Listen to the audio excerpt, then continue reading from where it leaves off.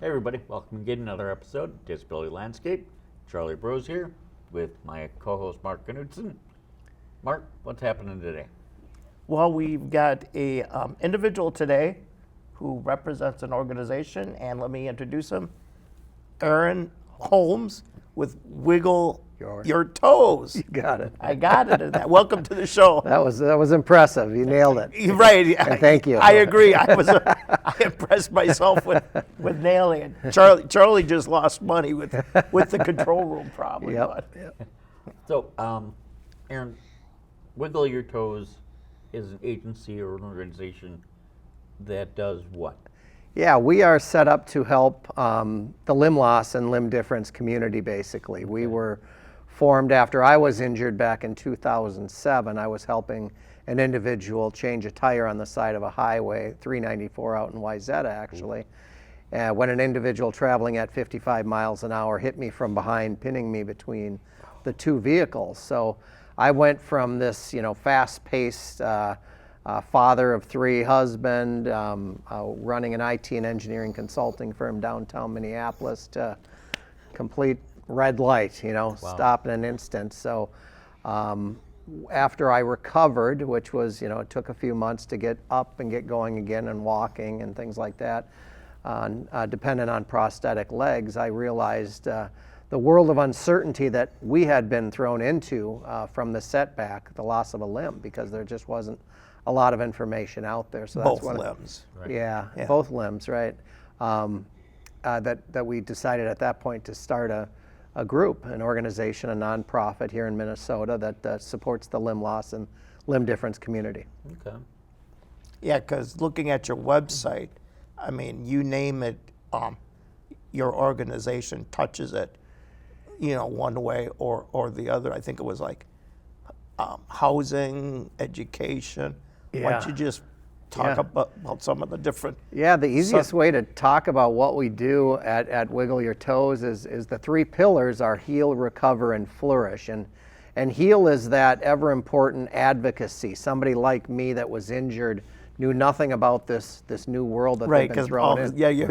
Yeah, 'cause me and Charlie, we were born this way. Right, so right, yeah. For us, That's what you've known, It's right? been our Yeah. world, but Yep. sometimes I think it's got to be tougher for individuals like you because, people ask us, well, gosh, how do you handle it so well? It's like, well, I don't know what I'm missing. I've never... Right, But right, for- Years exactly. of practice. Yep. Years of practice. Yeah, but Yeah. For you, you know what it was like to run and walk and Yep. and all that. So Yeah, and that's what my goal was, is to get back into somewhat of that life that I had known. And Right. we knew it wasn't possible to get everything back. It was going to be maybe a little slower, more methodical, but our goal was to discover those tools and the individuals, the passionate people that make up the prosthetics world per se, to get connected with them and get back and get going again. So that's the heal pillar of Wiggle Your Toes, is that advocacy. The recover is guidance, referrals, home modifications. Some people need a ramp just to return from the hospital, to get home from the hospital and get into their home. So just the guidance and referrals and support there. And then Flourish is the clinics that we have. We host a lot of clinics for individuals in the limb loss or limb deficient community, where they might want to either get back into a sport if it was a traumatic situation, or for the people that are congenital, they want to try a sport where they might not have had access to, not necessarily a sport, but an activity. Really, Yeah, and that's Yeah. such a key factor. Absolutely. So we partner with physical therapists and medical professionals, and make sure we have enough volunteers to support individuals and keep it safe and fun. So I have to ask the irony of the name Wiggle Your Toes. yeah, great question. Where did that come from? Yeah, it's I mean, based. we all believe in irony. But It actually came from phantom pains and sensations that individuals that suffer traumatic loss. And I was in the hospital and I was blogging. They had set up a Caring Bridge site for me where I could keep people. At that time, I think my wife's first week overcharges was like $500, because that's when we had our cell phones, but you only got like 200 minutes or Yep. whatever, Right, and everybody's right, yeah. calling her. Yeah. And it's Yeah. like blowing her phone up, and of course she's going to answer it, right? Yeah, So yeah. then we get the bill, but we created this Caring Bridge site, and I was blogging one night about this surgery that I knew I had the next day, and I was just kind of talking to people through the keyboard, saying, it's really weird. I can still wiggle my toes, even though I have no idea where they are, you know? Right. And it was just one of those. So you still have that sensation? Yeah, I'm doing it right now as I talk to you. It's kind of like Oh, I really? can still wiggle my And you're toes. So 15 years out from your accident. yeah, 15 years out, but I still have those nerves and things are still connected there that I can still wiggle my toes. So I said something on Caring Bridge. I said, do me a favor. I have got a big surgery tomorrow. Wiggle your toes for me. And it just stuck, it just, I had no idea typing that it would stick, but when I got back out of surgery and eventually days later caught back up to the blog and people had posted, get well, instead of saying get well soon or we're thinking about you, they're like, we're wiggling our toes for you. So, so when it came around to starting the organization, I told my wife, I said, I think we should call it Wiggle Your Toes. And she said, not a chance. There's no way, right? Because it is a little different. Right. But when we do advocate, when I go into a hospital room and talk to someone that maybe was in a motorcycle accident, it certainly makes a connection when I tell them that story, why it's called Wiggle Your Toes, because they're battling right now why can I still feel this, or why am I still sensing pain in my big toe when it's no longer with me, right? Because your brain just thinks the nerves are still there. Absolutely. Yep. And connecting, and so you are wiggling your toes in your brain, in your mind, but one way to do it. Yeah, that for me, the thinking of that is just kind of, It's out there. it's strange. I don't have to deal with it because I look like an amputee, but I have both legs, but I did have to surgically have one toe removed, but Sure. I don't have any phantom pain from that. I think we'll go further north next time. Yeah.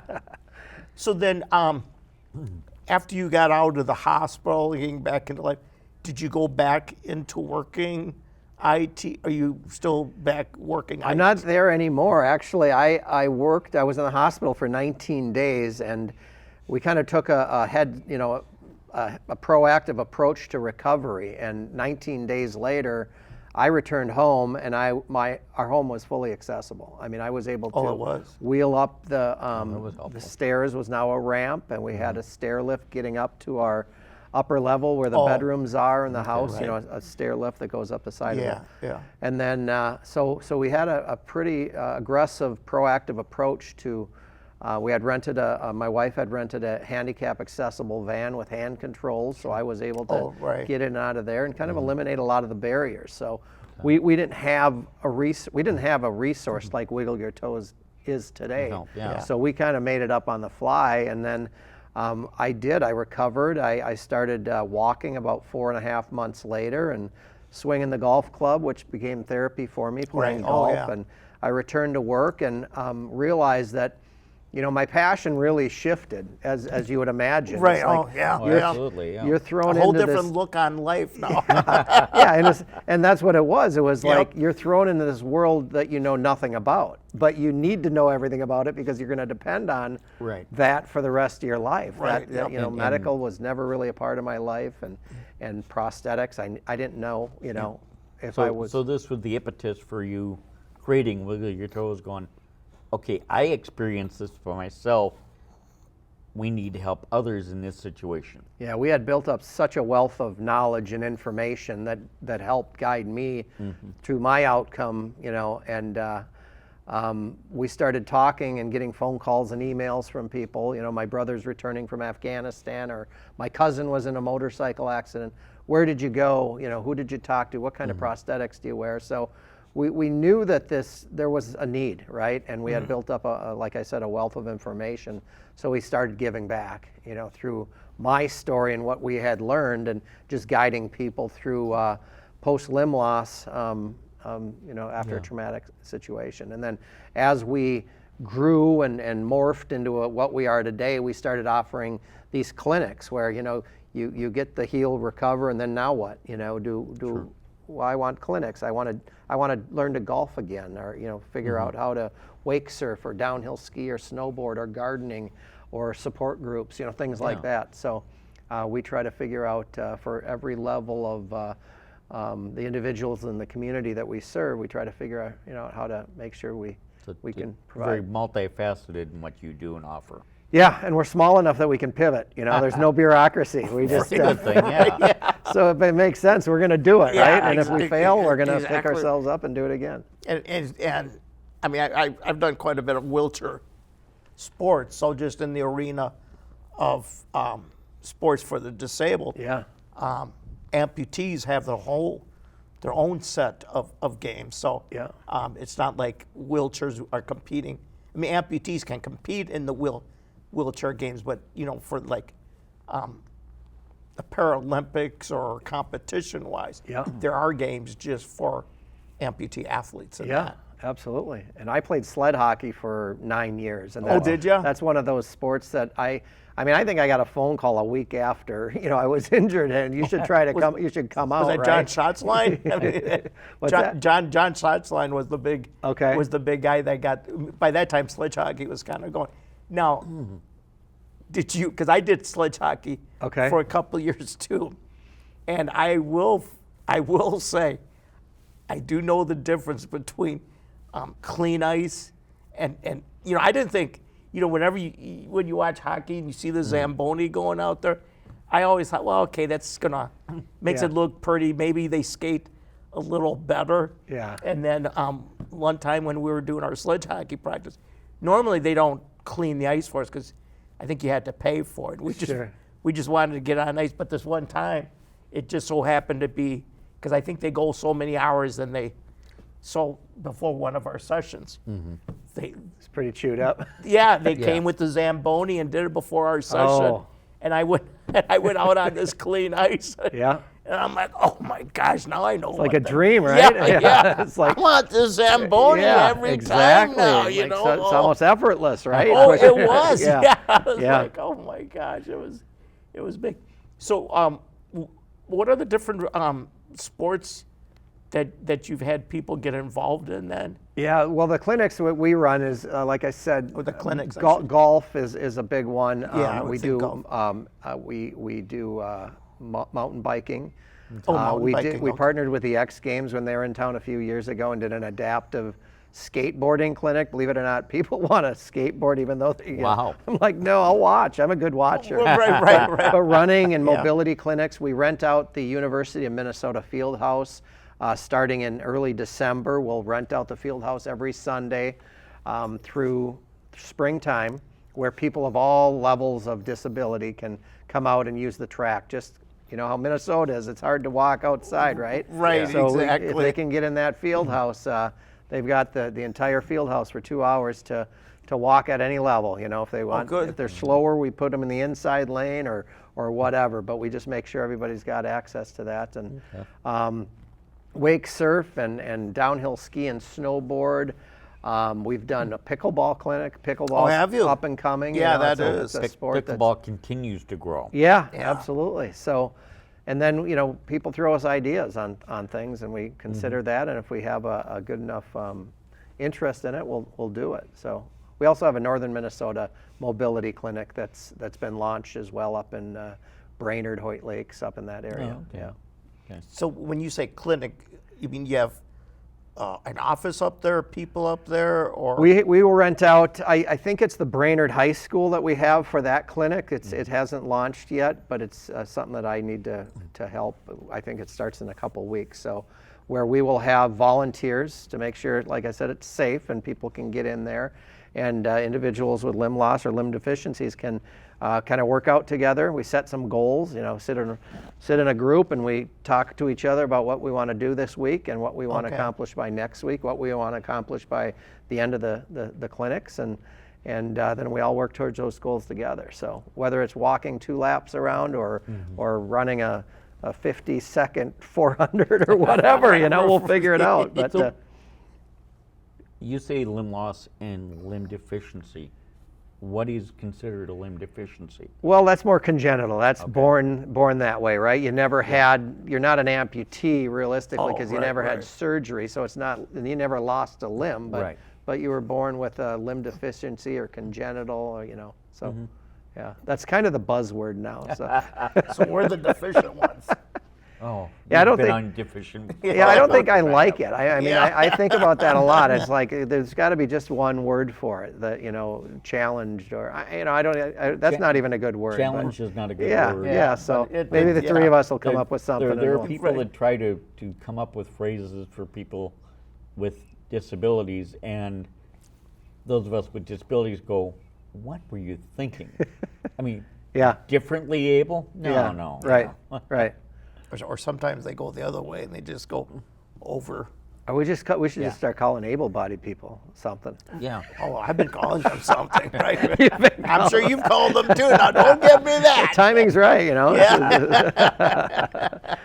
No, it's all good. You got to have a sense of humor too. Yeah. So. Now, with your organization, I would assume it takes money.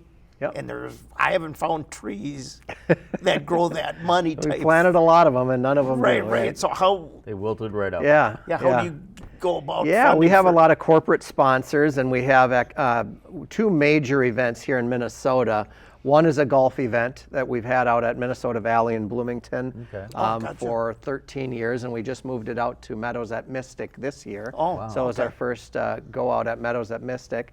And that's in August typically, and we fill that up, so typically 144 golfers.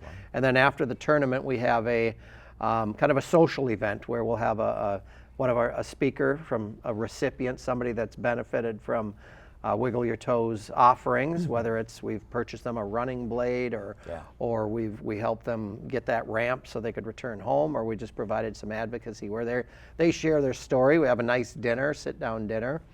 Silent auction, sometimes live music.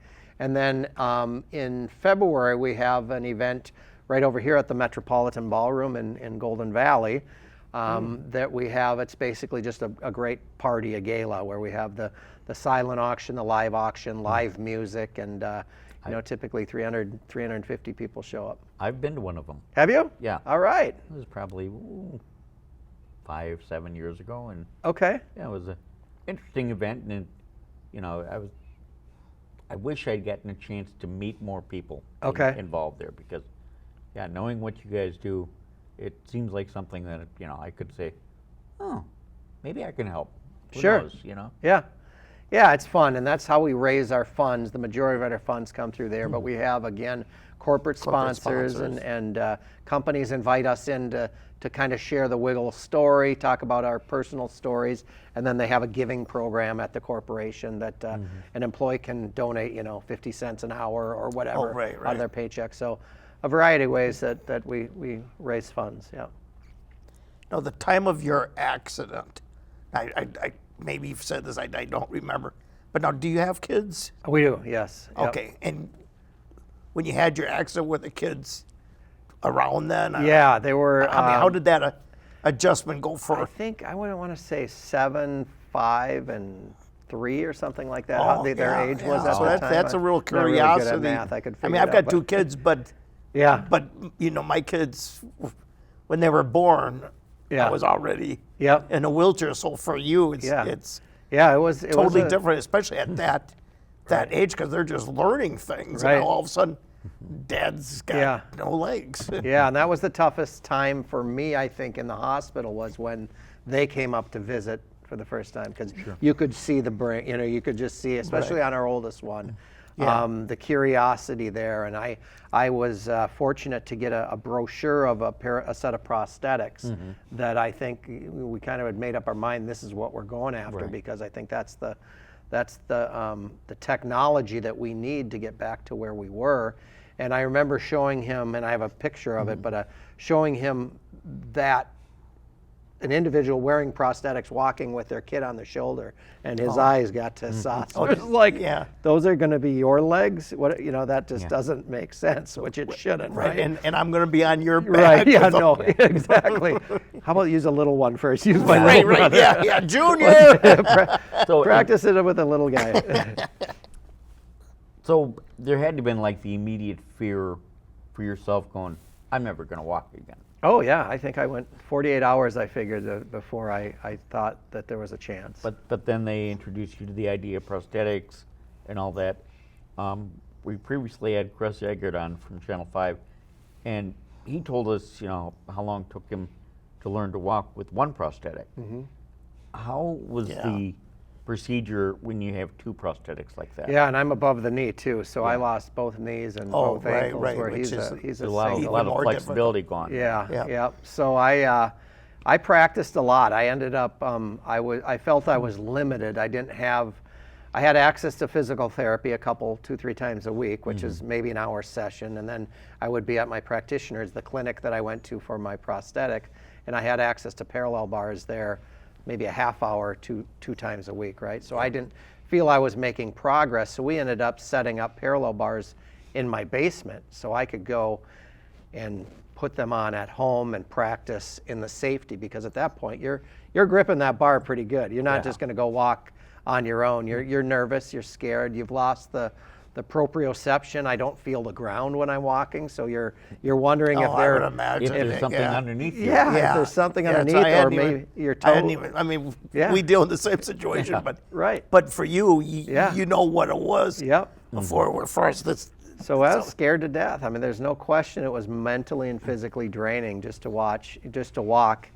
I think the parallel bars were maybe 8 feet long, and I set a goal. I'm going to walk 16 feet today, once down and back. Tomorrow I'm going to do 32 feet, not 32 laps, just 2 laps, 4 laps, 6 laps every day, just try to double it. To build that up. And it took a while, but it by June, I was back on the golf course and back to work shortly thereafter. And, so we just kind of set goals and worked our butts towards those goals so we could. And you're using a completely different set of muscles to walk then. Yep.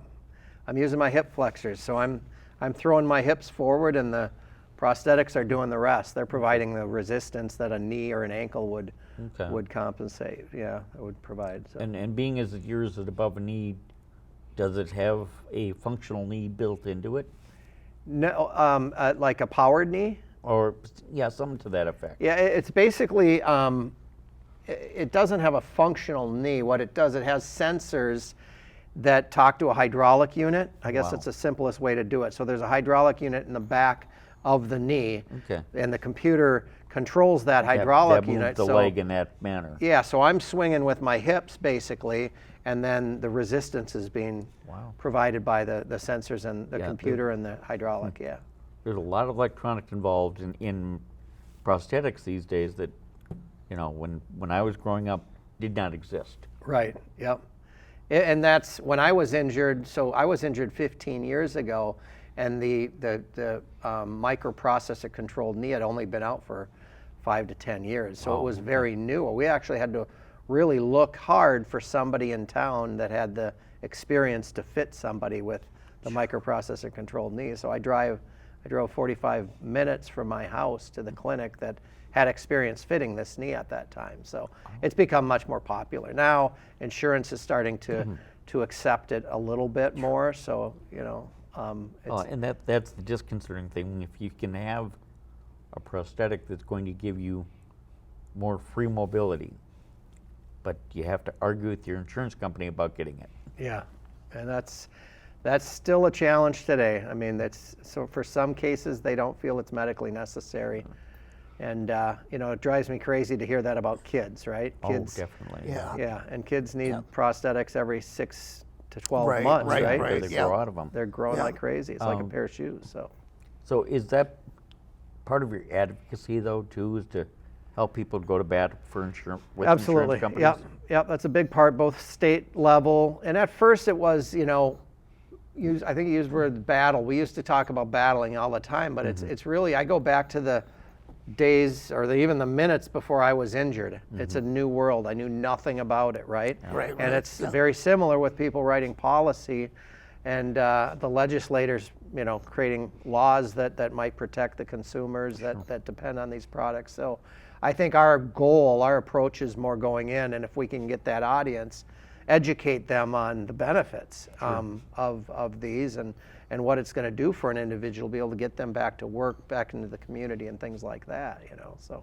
Good. How long after your accident did it take for your kids to kind of start sitting on your lap or?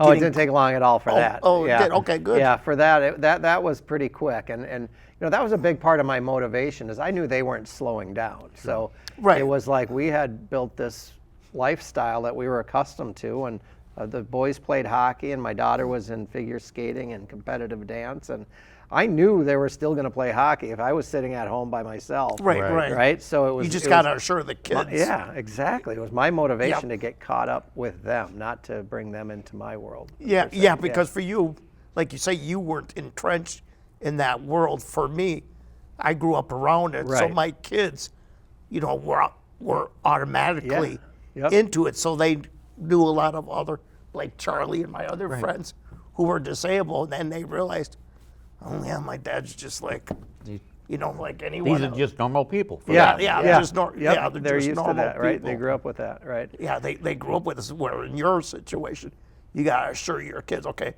yeah, I'm gonna be a little slower on things, but I'm still expecting things out of you guys, Right, exactly. Right, yeah. I'm still watching you. I'm still watching You're you. faster than I am. Right, but I know but where I you can sleep. catch you. Yeah. I will catch you eventually, right? And every place you go, remember, there's handicap parking.